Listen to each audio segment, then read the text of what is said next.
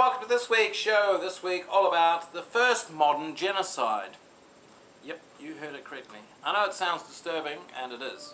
It's a sad and tragic tale. However, it's something that I don't think people know so much about, which is why I'm telling it.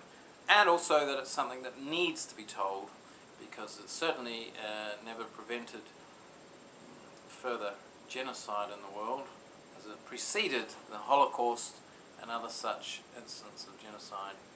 So it needs to be told for people to learn from it. Also this week we've got this week's piece of art. I think it's the same model that I had in the earlier sketch. It's done with Conte crayon. I hope you like it. So anyway, what is this about the first modern genocide? Well, in the 1880s, early 1880s, Germans started turning up in what is now modern day Namibia. And they got rather keen on the fact that there was thousands and thousands of cattle in the area, and they thought that it wasn't a bad idea to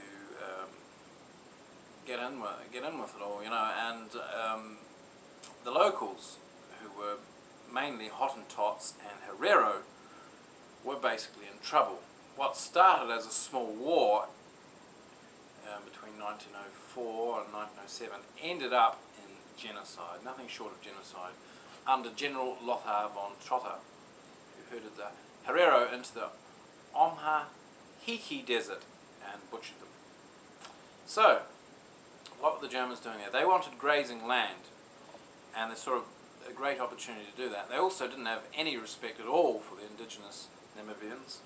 They considered them to be subhuman and wanted them to be slaves. So yeah, the Herero and the Hottentots were living there. For sure they fought each other, and they had fought each other for years preceding the Germans turning up. However, there were still some 60,000 or so Herero and Hottentots living in the area when the Germans turned up. Like I say, they worshipped cattle. They would never kill a beast, and they had some 1,000 words to describe cattle.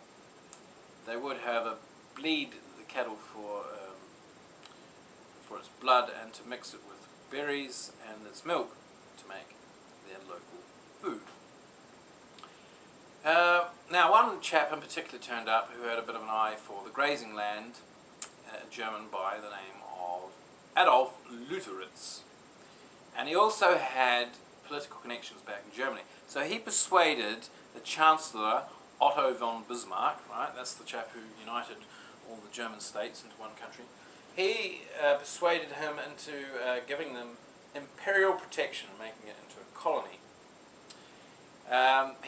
Otto von Bismarck then sent out Hermann Goering's father, right? Well, I don't know if I'd ever want to meet him. Anyway, his name was Ernst Goering, and he turned up and he strengthened the colony, and he created a lot of treaties between the indigenous peoples and the Germans.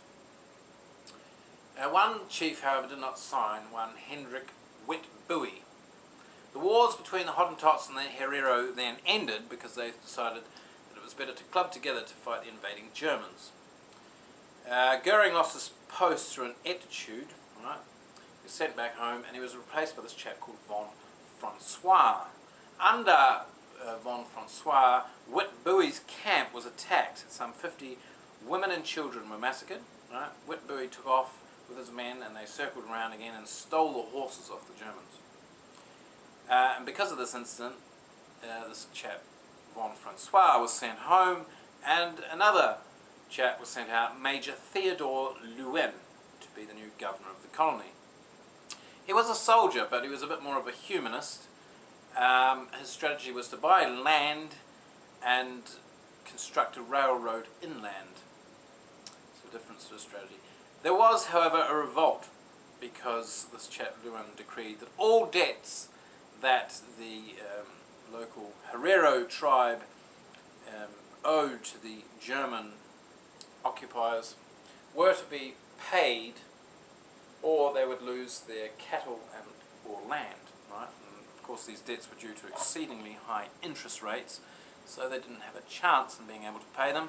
So there was a revolt, and led by Samuel Maharero and his old enemy, this chap Hendrik Witbooi, who had clubbed together. to fight the Germans. They attacked when Lewin was in the south of the colony, right? And Lewin came back to the colony to find it overrun by the Herero. Now, he had hoped to make some sort of armistice or treaty with the Herero. However, both the Herero and Otto von Bismarck back in Germany by that time were adamant that they wanted each total victory. They didn't want any more treaties or conciliation. So, Otto von Bismarck, upon hearing the news of Lewin being overrun by the Herero, was fuming. He sent out 2,000 men with a new governor called this chap, General Lothar von Trotter, who was under orders to get the Herero put into place rather swiftly. The Herero then receded inland. They withdrew inland quickly as the Germans surrounded them, leaving only desert.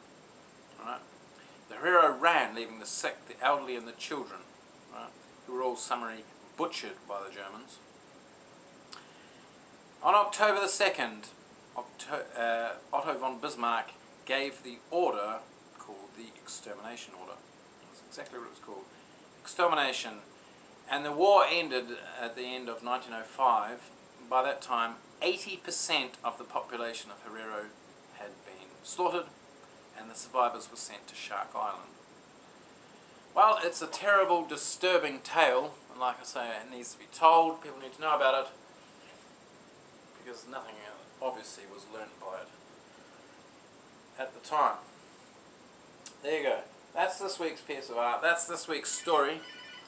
Please keep in contact. Have a great festive season, and I'll see you again in the next decade. I've got to go. This phone's ringing. Thanks a lot.